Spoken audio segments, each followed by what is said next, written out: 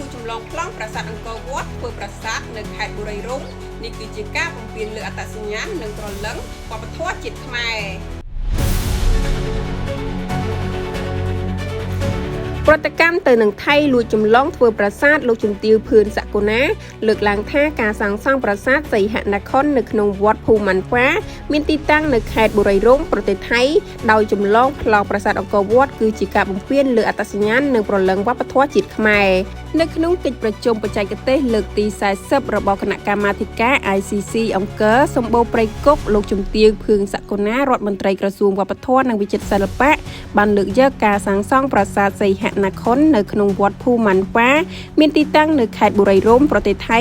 ដោយចម្លងប្លង់ប្រាសាទអង្គរវត្តគឺជាការបំពានទាំងស្រុងទៅនឹងកាតព្វកិច្ចក្នុងនាមជារដ្ឋភាគីនៃការអនុញ្ញាតបេតិកភណ្ឌពិភពលោកឆ្នាំ1972បំពានទៅលើរំលាយលេចធ្លោជាសកលនិងសភាពដើមនៃរមណីយដ្ឋានអង្គរបំពានទៅនឹងអត្តសញ្ញាណនិងព្រលឹងជាតិវប្បធម៌ខ្មែរនិងកង្វះខាតផ្នែកសីលធម៌បេតិកភណ្ឌយ៉ាងធ្ងន់ធ្ងរ